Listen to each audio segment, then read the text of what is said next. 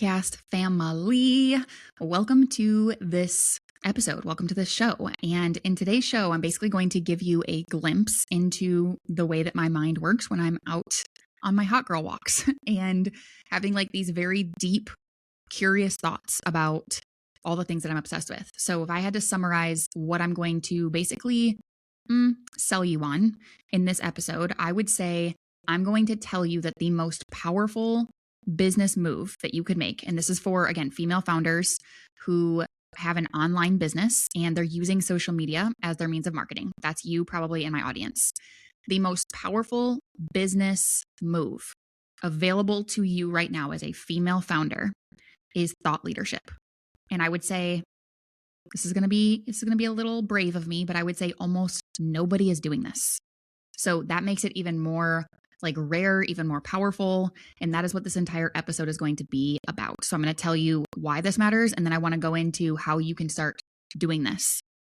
And if you are listening to this episode right now and you enjoy my show, it would mean so much to me if you would give 5 stars if you're on what are they called? Spotify, goodness, or Apple Podcasts, whichever one that you listen to. If you could give me 5 stars and give the show 5 stars, it'll help me keep creating episodes like this.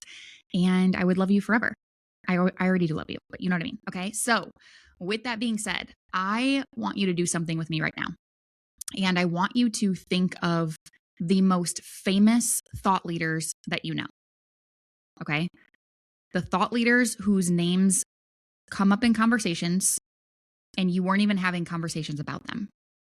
And so if they're a thought leader, they've come up with ideas that are so embedded in culture that normal people quote them without even knowing where that quote came from. Like that's the level of fame that I want you to go to. Okay. So when you think of these thought leaders, and I'll give you like 2 seconds. Okay. Think about them. Okay. How many of those thought leaders are women? Period. And question mark. That question alone has been disturbing me almost. And I want to talk about it. The day that I had this thought, I quite literally texted all my friends, all of my family, and I asked them to list out the female thought leaders, the famous ones that came to their mind. And then also I asked them to list out the famous male thought leaders. And I had this conversation with so many people in my circle, and I want to talk about it. And I want to talk about what it means, why it is the way that it is, and most importantly, what it means for you. Okay. Now, I'm not a feminist, but I do love female empowerment. I love being a woman. I love the opportunity that we have. And so I want you to hear this episode for what it is and not overthink it. So before we go further, let's just get clear on what a thought leader actually is. So if you are like a coach, you're a mentor, you consider yourself a leader or whatever you are, you can still be a thought leader. So let's talk about what a thought leader actually is, because I do think that term gets thrown around and it kind of loses its meaning at times. So a thought leader is not a person that is just simply famous. Okay, so I asked a couple of people this question in my circle, and some of them said back like Taylor Swift. I would not consider Taylor Swift, I love Taylor Swift, but I would not consider her a famous thought leader. She's a famous artist. So there's a difference. It's also not someone who, like, again, has this big following on social media or posts a lot of content, gets a lot of engagement. It's not someone that even holds like a certain degree or has a blue check mark or certain certification, credibility, whatever that is.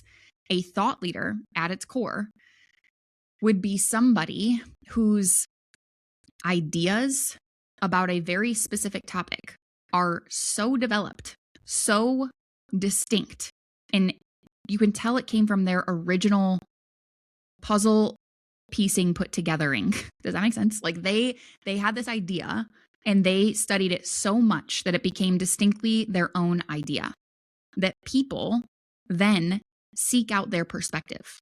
So it's not just, they don't just want their information from the thought leader, they seek out their perspective. And the thought leaders don't tell you what they do. They don't say like, here, I'm Chandler, I'm a social media strategist, visibility, whatever.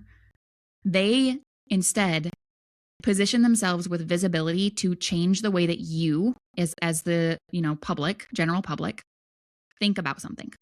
They change the way you think. So the difference, and I made a post about this recently, and a lot of people were interested in it, which is not, it's not coincidental at all. I feel like when this is, I'm going to digress for a minute, but when you create a post on something that you are interested in, naturally other people are interested in it, because that feeling of intrigue is contagious. Versus when you're creating content because you think it'll do well, you think people might like this, we can feel that. And we don't know how to name what that is, but we can feel it. So I created a post on the difference between a content creator and a thought leader. And I call this competition content. It's something that I teach inside of the evolution, by the way. So I talked about content creator versus thought leader. Now, if we're going to get technical, I would say thought leaders are also content creators, but I'm talking more like just someone who's creating content versus someone who positions themselves as a thought leader.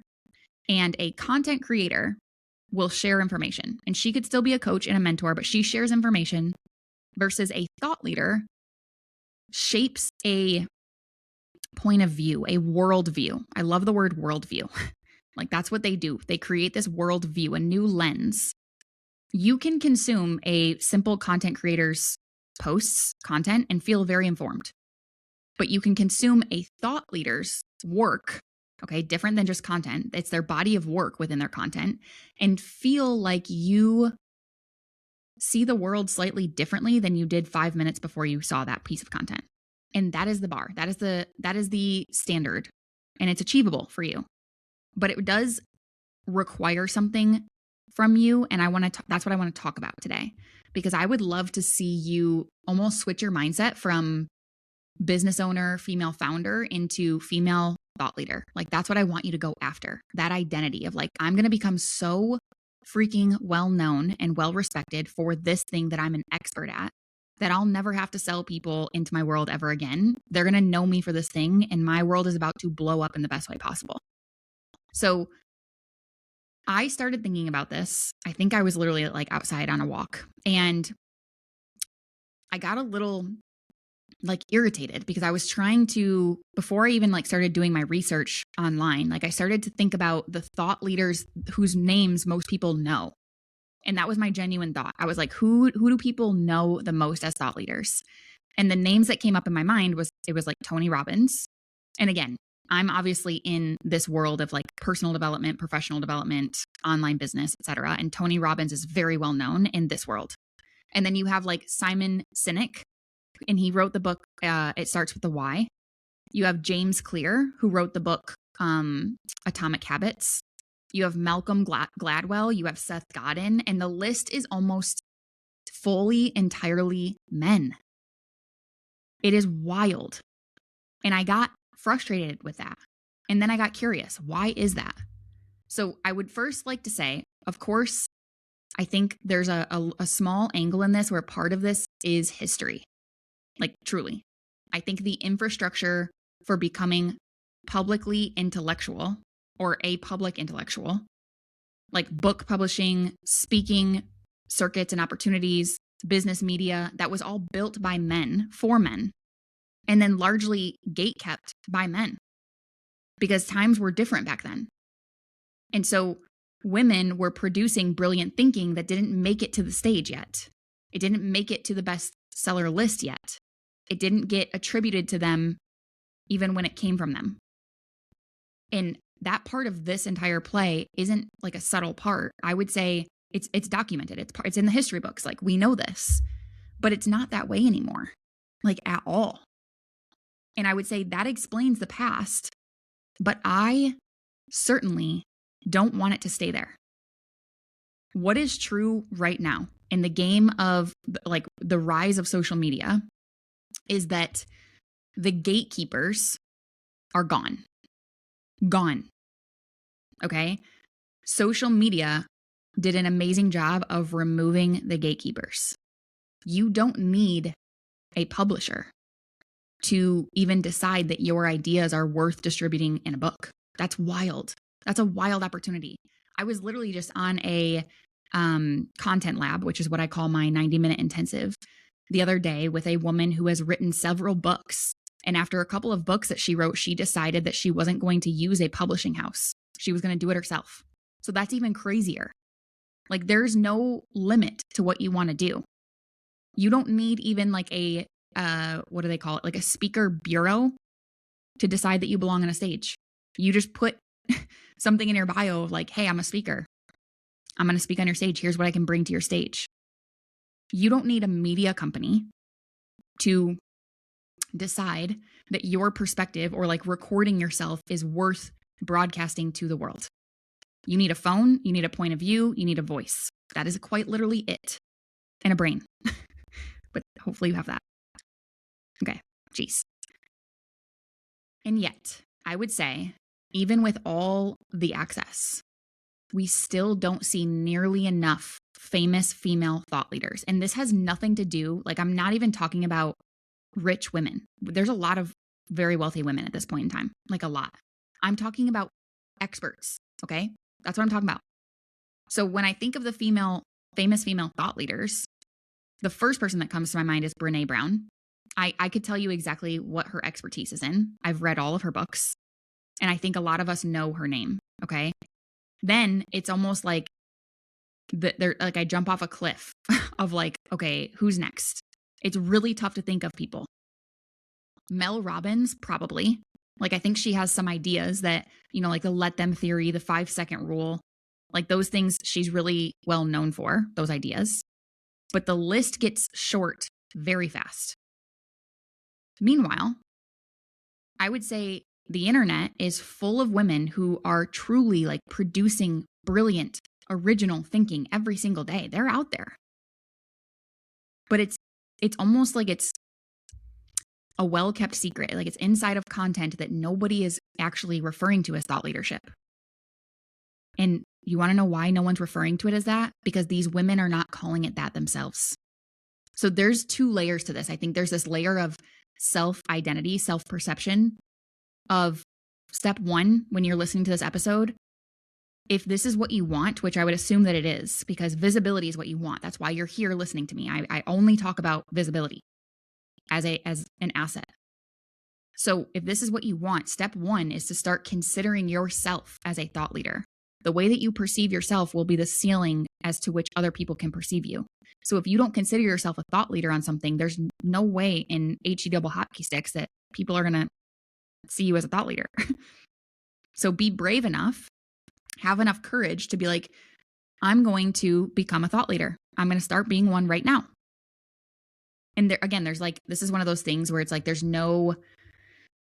like saying, I'm going to be more confident. Like, there's no finish line at being a thought leader. There's no finish line at being confident. It's something that you actively become. So you can become one starting right now. And now there's no excuses, because the gap isn't just historical anymore. I think some of this is a choice. Or if I'm being accurate, I think a default. Women default to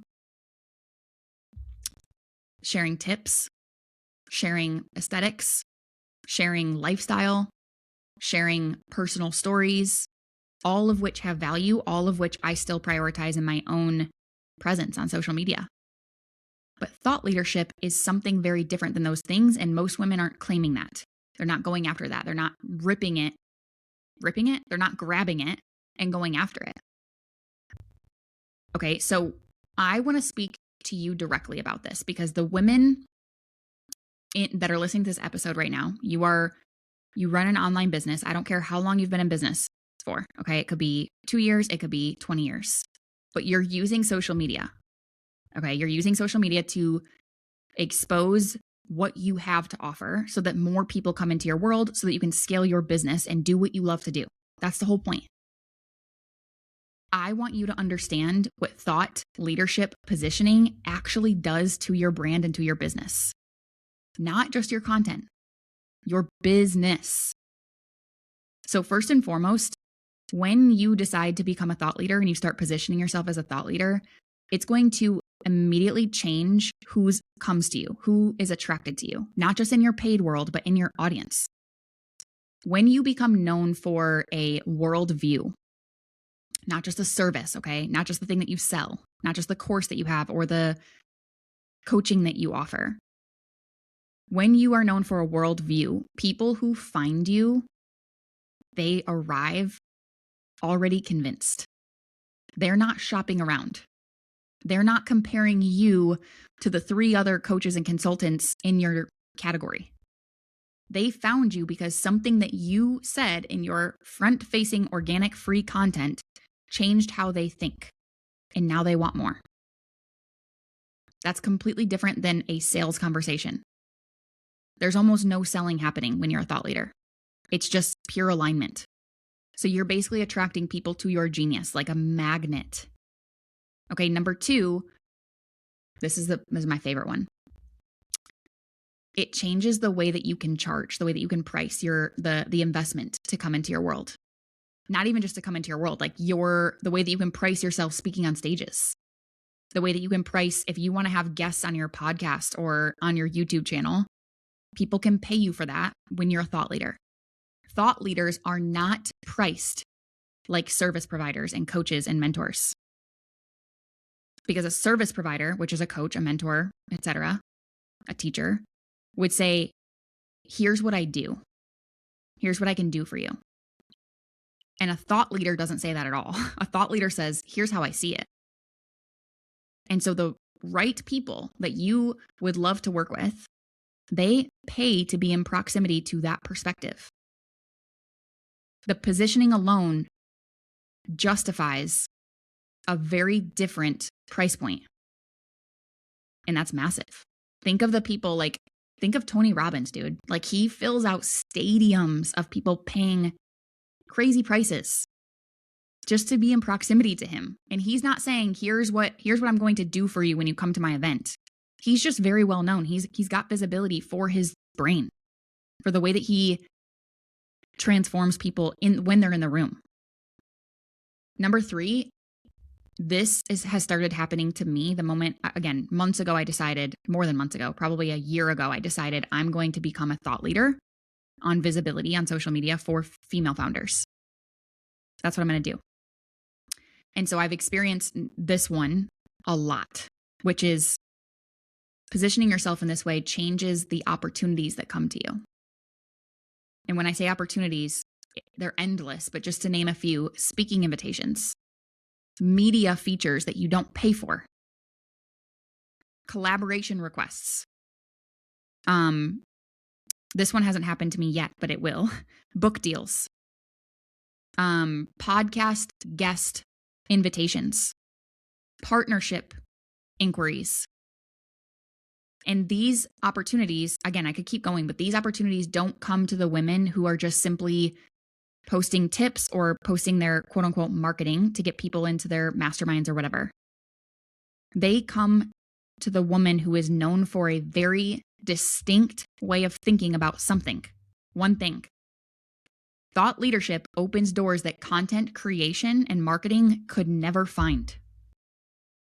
Do you want to be known for your marketing, or do you want to be known for the way that you have mastered your expertise? Big difference. Do you want to have to continuously, month over month, wake up and think to yourself, I need to sell people into my world. I need to launch something. I need to figure out what is the offer that's going to get people in, and how do I get them to renew? Or do you want to become a thought leader where those things are optional to think about? People cannot get enough of what you have. And then there's multiple different streams of revenue that you can create.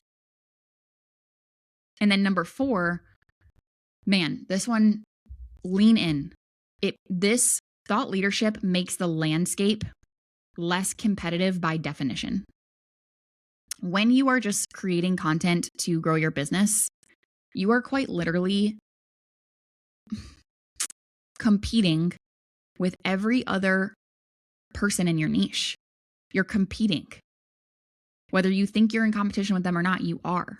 And the people who want to hire you, they're asking themselves well, what does she have over this person? And there's thousands of people doing what you do. But when you're a thought leader, you compete with nobody except yourself. You're constantly, it's you versus you. How good can you get at what you do? Because almost nobody has done the work of developing an actual point of view. That category is empty AF, ladies. especially for women. There aren't enough female thought leaders. And that's a problem for the culture and an opportunity for you. That's the way I see it. Let's go after this. So I want to move into, how do you actually do this? How do you actually start positioning yourself as a thought leader on social media without waiting until, I can't believe I even have to say this, but like without waiting until you feel ready to be a thought leader? Like, I'm not speaking to that person. If you're sitting there thinking like, I don't feel ready, by all means, this is not for you. For the woman who is like, okay, there's like a fire in my belly right now, and I feel like this is what I want. This feels really good. That's who I'm speaking to. And you're not going to become a thought leader by a specific accolade. Like, you don't need a publishing deal to then call yourself a thought leader. You don't need a TEDx stage speech that goes viral to be like, oh yeah, I'm a thought leader now. You don't need that. You might have that one day, but you have an opportunity right now to become a thought leader through the content that you create.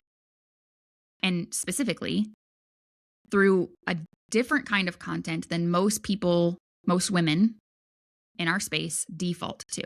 Okay, so let's go through. I have like several tips that I'm going to give you, and this should not be free, but you know how this goes. Thought leadership at work. I do not gatekeep anything.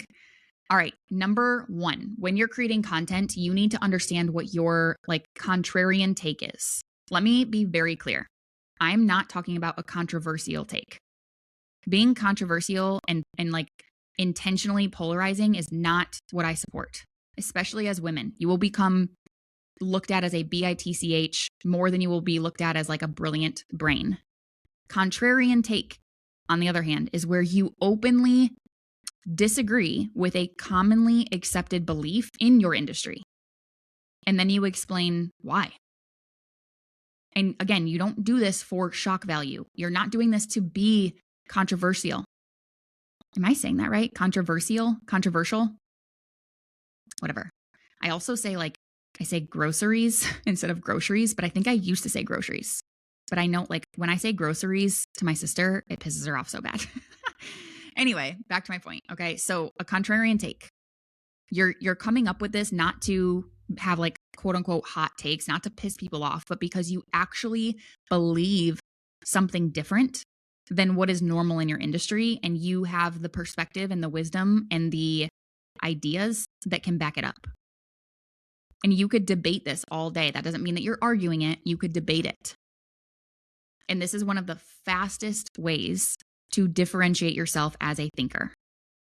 So, for example, when I talked about my competition content post on content creator versus thought leader, that's a contrarian take. When you're just doing tips and you think that's going to create your thought leadership, you're going to become forgettable. Tips and tricks. No, don't do it. But a perspective that makes the scroller pause and almost reconsider something that they thought that they once knew. That is not forgettable. Okay. The next piece to this, and this is something that will be ever evolving, this is something that you will constantly be working on, is you need a named framework. Thought leaders name things. They take a pattern that they've recognized, that they've observed, and this comes from the people that they've worked with. So it might be in clients that they've worked with, it might be in their industry, in human behavior, whatever that may be. But they create this idea and they give it a language, they give it a name. They build a model. And this becomes your intellectual property, which is a huge part of what I teach inside of the evolution. I get you started on your what I call the IP engine, intellectual property engine, which again sources all of your content. I've been talking about this for a long time, and it's very important. When someone can quote your named framework, they're quoting you. So your name is now attached to an idea, a concept. And that is how thought leadership has this snowball effect. It compounds over time. Okay. You can put that into your content. Anytime that you're talking about something, I just did it 2 seconds ago. I said the IP engine. I didn't say intellectual property. I said IP engine. That's my own named framework. And I could even take that deeper. I could say there's 3 pillars of service within your IP engine. And within the 3 pillars of service, it is mapped out to create change, create transformation. There's an awareness disruption, there's an experimental portion, and there's an expansion portion. See, I know my framework because I created it and I'm obsessed with it and it works. I use it. The third piece that you can put into your content is the diagnosis. Now, I heard this the other day in my own mentorship space and I loved it. So I'm not going to say that it's my own, but it did stick with me, where we were talking about how prescription before diagnosis in the medical field, like if you gave a prescription before you diagnosed, that would be considered malpractice. It's no different in what we do. Giving a prescription before a diagnosis is malpractice. So instead, when you become this diagnostician, which I often talk about, you're able to look at a situation that your target audience would be in. And let's say it's something that they're challenged by. They're struggling with this thing. They're stuck there. And you tell them what's actually wrong and why they're there and the symptoms and the experience and the feelings and the emotions, not just the surface of the problem, but the root of all of it. And there's multiple roots. Like you, in my world, as an example, I would say you think that your issue is that you need a content strategy, like something that you can plug yourself into. You think that that's the problem, that you're missing a content strategy to get visibility. Where I would say the actual issue is that you don't have a strong enough point of view of your own yet. That would make up your content strategy. So that kind of diagnosis is thought leadership. It's not just information. If you were to Google, like, I need a content strategy, it's not going to populate and say, no, what you actually need is a point of view, a worldview that you've created. It's not going to do that, which makes it thought leadership. That's not information. That's my own insight. And then number 4, the observation. This is what I just told you I was on my hot girl walk and this is what I do all day long. And it sounds like I've noticed something. 3 of the most powerful words in thought leadership content, by the way. You've been watching something play out over time, and that could be in your clients, that could be in your industry, in the market, and then you share what you see and what it means. Exactly what I'm doing in this episode right now. This is going to require you to actually not just pay attention differently, but get extremely curious. Ask more questions. Who are you asking these questions to? Yourself. And then you go study it. You uncover answers. You reveal different ideas. Thought leaders, this might be the best thing that I say in this entire show. Thought leaders are students of their domain. As a thought leader, you are always a student. Thought leaders are always watching. They're always cataloging. And they're always asking, what does this tell me? They're extremely naturally inquisitive. They're very curious people. And honestly, that comes from being obsessed with what they talk about, though. Like, you have to have that as a prerequisite. Number 5. This is one that I need to do more of, but I've studied the thought leaders and they do a lot of commentary on what's happening, especially in their social media short form content. So if something shifts in your industry, there's a new, and I'm not talking about people, okay? You don't need to be e-news on your niche like that. Don't be like that.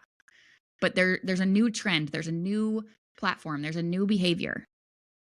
Thought leaders don't react to it and try to keep up with it. They interpret it. And they would say something like, here's what this means for you, and you being the target audience. Here's what most people are getting wrong about this. Here's where I think this is going. That's a very distinct, I keep using that word, but very distinct perspective. A distinct perspective is what makes a thought leader, a worldview. Okay, now with that being said, all of those are ideas that you can start creating content around, placing yourself in the position to become this perceived thought leader. But I know what some of you are probably thinking. And because I've had clients say this to me when I've had this conversation, we just had this conversation inside the Evolution the other day. on an activation workshop. And the conversation is like, this being thought leadership sounds like something for people who are already established, like already experts. And I don't feel like an expert yet. Like, I'm not qualified to have this sort of quote unquote authority. And I want to lovingly push back on that, especially the word expert. Because I think that idea that you have to be an expert, it's doing damage. The word expert implies arrival. Like, there's a threshold that you cross or a finish line that you cross, and suddenly you're allowed to have opinions. You're allowed to consider yourself a thought leader and brilliant on what you talk about. But when you actually look at the people that we consider thought leaders, Simon Sinek, for example, he's still writing books. James Clear, Atomic Habits, still reading, still testing. Tony Robbins, who is getting older and older, he's still in the room. He's still on stages. He's still asking questions. He's still refining his work. They don't think of themselves as having arrived at their expertise and now they're worthy of their expertise. They think of themselves as people who cannot stop being curious about their topic at hand. And the honest truth is that most genuine experts would not even call themselves experts. I said that at the top of this recording. They call themselves obsessive. They'd say something like they document the amount of time, like, I've been studying this for years, and the more that I know, the more that I realize I don't know. We've all heard that quote before. And that is not imposter syndrome. That's not them doubting what they know. That is what actual mastery looks like from the inside thought process. So the bar that you're going after, like raising the bar, is not asking yourself, do I feel like an expert? The bar, that what you're going after is, are you genuinely, obsessively curious about the thing that you do, the thing that you lead? And are you studying it actively? Are you testing what you currently believe against what you currently observe? Are you always trying to understand it more deeply? I probably lost some of you there, which is okay. I'm okay with that. Because I don't know if I can personally have the integrity to work with someone who's not doing those things. Because you're charging people to come into your world and you're charging them to get advice from you. Yet your advice, if it's not being refined, talk about malpractice. So if the answer is yes to those things, then you absolutely have what it takes to begin building thought leadership. You don't wait to arrive at that. You start speaking from where you are right now, and you basically expose your thought process around these ideas. And that authority builds as you translate your obsession without telling people that you're obsessed. It's like a show versus tell type deal. What I will add to this, just to make it make sense, is I still fully believe in personal branding. That is like the umbrella of what I do. And I would add that a personal brand built on thought leadership has a ceiling that almost nothing else has. If you just do personal branding, you might get confused on just creating this persona, versus when it's rooted in thought leadership, you get to have this personal brand and this thought leadership brand where your ideas compound, and every piece of content that you put out would reflect a very genuine, authentic point of view that adds to a body of work that becomes extremely valuable over time. It's like it appreciates big time. The woman who is known for how she thinks will always rise above the woman who is known for what she posts. Boom. There are not enough female thought leaders. I truly believe this is one of the most missed opportunities of this moment that we are in, both for the culture and the women leaving it on the table. You are sitting on a perspective. You've spent years developing the way that you see something. I don't even care if it's months. It's like, it doesn't, you don't all, there's no precondition or like, requirement of, okay, I need to have studied this for 5 years before I can like move forward in talking about my ideas. If you're a baby at this and you're a beginner at this, you also have an advantage because you can start posting about what you're learning about it as you're a beginner, as you're like the freshman. So the question is whether you're going to let the world see it or you're going to keep just packaging it as boring content, tips and tricks. That's the whole episode. I have nothing else to say.